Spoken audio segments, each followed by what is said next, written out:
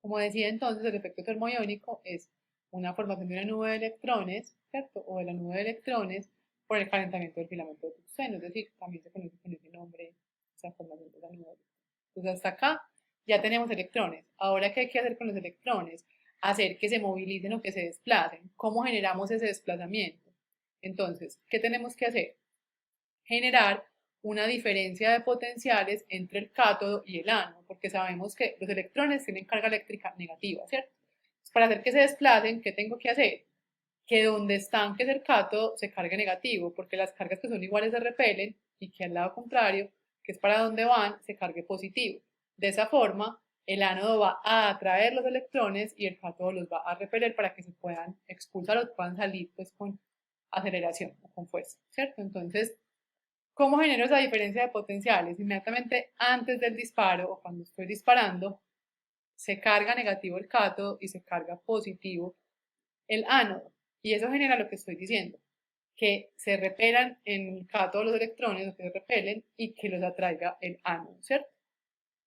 Y esto se da, digamos, activando el circuito de alta tensión, que es controlado por el kilovoltaje, al disparar, como dije.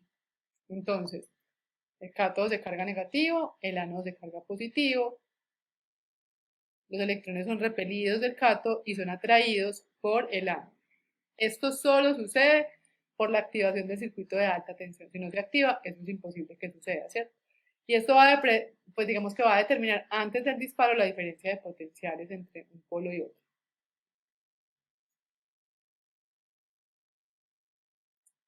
Y entonces lo que voy a tener es esto, ¿cierto?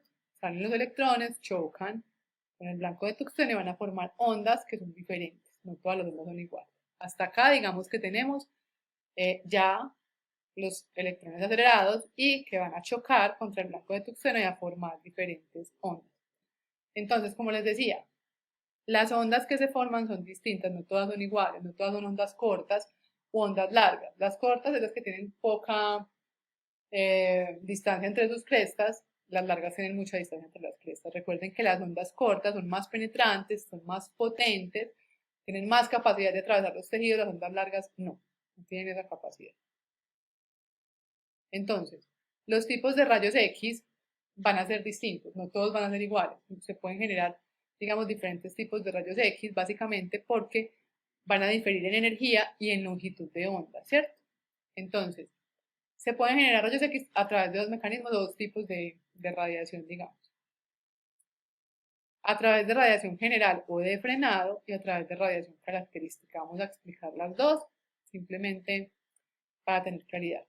La radiación característica es cuando un electrón, ¿cierto?, que viene pues del cátodo, viene con mucha fuerza y es capaz de desplazar un electrón de la capa interna de un átomo de tungsteno, pues del ánodo. ¿Por qué digo que tiene mucha fuerza? Porque para poder eliminar o expulsar un electrón de una capa interna se requiere fuerza, porque hay más cohesión entre más cercano esté el electrón al núcleo, ¿cierto? Entonces, viene con fuerza y desplaza a un electrón de una capa interna. Y ese espacio queda vacío y debe ser llenado para que el átomo quede estable. Entonces, ¿qué hacen los demás electrones?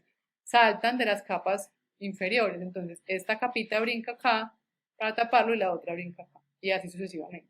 Y en ese brinco, que se genera para poder tapar este espacio o rellenarlo, se libera energía, pues, en forma de radiación. Y es la radiación característica que ocurre siempre y cuando tengamos un KB de 70. Es el 30% de la radiación que se produce.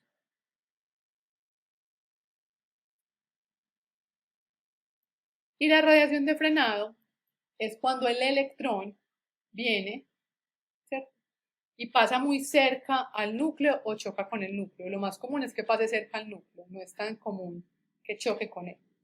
Cuando pasa cerca al núcleo, ¿qué sucede? Le roba energía o le quita energía o pierde energía y también puede cambiar su dirección. Entonces, al robarle energía, pues es una onda que se va a formar más larga, menos penetrante y es normalmente el 70% de la radiación que se genera. Entonces ya sabemos que la radiación se puede generar o de frenado o característica. Estos son diferentes ejemplos de tubos de rayos X para que vean que en un lugar está el cátodo, en otro lugar está el ánodo, cátodo.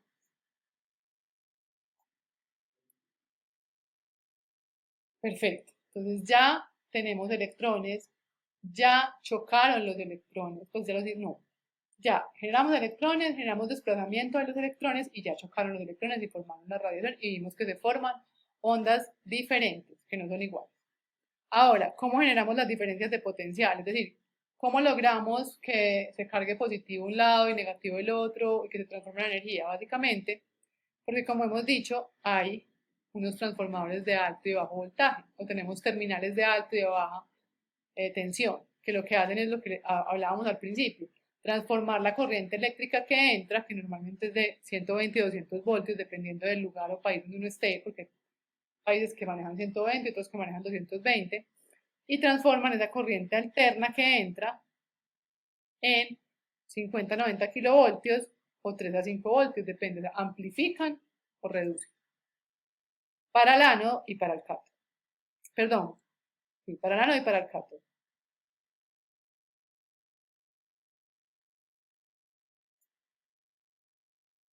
Básicamente, pues la corriente que los genera es alterna y eso es importante tenerlo en cuenta.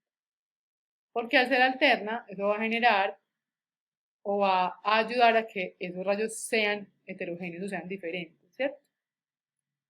Siempre que el cátodo reciba carga negativa y el ánodo positiva, va a fluir. Si fuera al contrario, pues obviamente no, porque si se carga positivo el cátodo, ¿qué sucede? Pues van a quedarse ahí los electrones atraídos. Y para finalizar, como hablábamos, vamos a ver las características de los rayos X y las propiedades. Con esto terminamos el tema. Entonces, ellos tienen varias características. La primera es que son heterogéneos, significa que todos los rayos X que se forman son distintos. Ahorita vimos, pueden formarse algunos de forma, pues o puede formarse radiación característica o radiación de frenado, entonces son diferentes. Algunos van a tener ondas cortas, o sea, muy cerquitas las crestas, y otros ondas muy largas, y eso va a diferenciar la potencia que lleve el rayo. Las ondas cortas son ondas más penetrantes, más fuertes, las ondas largas, todo lo contrario, son ondas que no tienen la suficiente fuerza. ¿Y por qué se forman rayos heterogéneos? Básicamente porque la corriente que los genera es alterna, ¿cierto? Porque los electrones cuando chocan en el blanco de Tuxeno también entregan su energía, o la energía que llevan, o la energía cinética, de forma diferente y en puntos diferentes. Entonces también eso hace que, digamos, se formen ondas distintas. Normalmente las ondas más largas, las menos penetrantes, las más indeseables, siempre van en la parte más externa del rayo.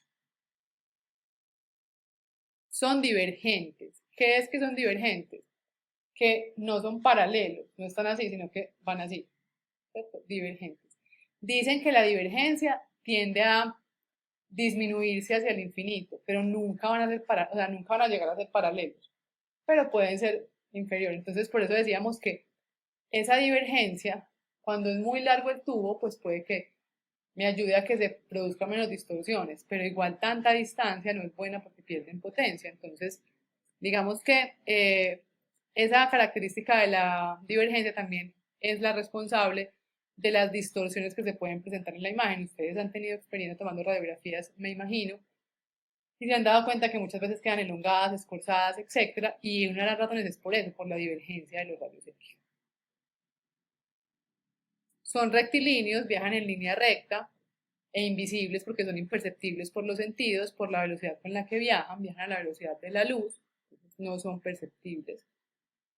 Se absorben de acuerdo a las características que tenga la estructura de la materia que atraviesan. Es decir, si yo irradio esto, o sea, un celular, un lapicero, un diente, cada objeto va a dar una imagen diferente, porque cada objeto tiene una estructura diferente o una composición distinta, un grosor distinto. Entonces, dependiendo de la mineralización de la estructura o del el número atómico y de el grosor de ese objeto, va a ser su absorción. Puede que absorba más o menos dependiendo de eso. Y también influye la longitud de la onda, porque yo puedo tener el mismo objeto. Por ejemplo, ustedes pueden irradiar canino derecho y canino izquierdo. Si le ponen demasiado kilovoltaje, miliamperaje o tiempo de exposición en el lado derecho y muy poco al otro lado, una radiografía va a quedar oscura y otra radiografía va a quedar clara, y ahí es por la longitud de la onda. Otra característica es que sufren una atenuación dependiendo del cuadrado de la distancia, es decir, en otras palabras, los rayos X pierden fuerza entre más alejados estén de la estructura, que es lo que hablábamos.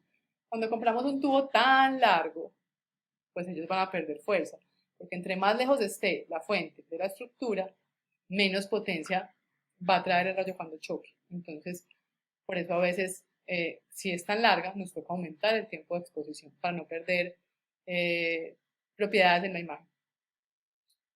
Y por último, las propiedades. Tienen tres propiedades: físicas, químicas y biológicas. Las físicas es que atraviesan o son capaces de atravesar cuerpos opacos a la luz. Nosotros no vemos el hueso, lo podemos ver con una radiografía, ¿cierto? Y pueden producir fluorescencia cuando chocan con ciertas sustancias o componentes. Químicas, son capaces de sensibilizar las sales o los cristales de plata que están en las películas y además tienen la capacidad también de sensibilizar los píxeles que están en los sistemas digitales, ¿cierto? Y las biológicas es que pueden generar ionización, que es la característica más importante, porque recuerden que esa ionización es la culpable o es la que nos va a permitir que se generen cambios biológicos en las células. Entonces, son importantísimas tenerlas en cuenta, porque por eso es que existe la radioprotección, para disminuir esas, esos efectos que se pueden generar por la ionización. Esta es la bibliografía de donde tomamos pues todo lo que hablamos en este primer tema. Pues hay mucha otra, pero digamos que las principales fuentes son estas dos.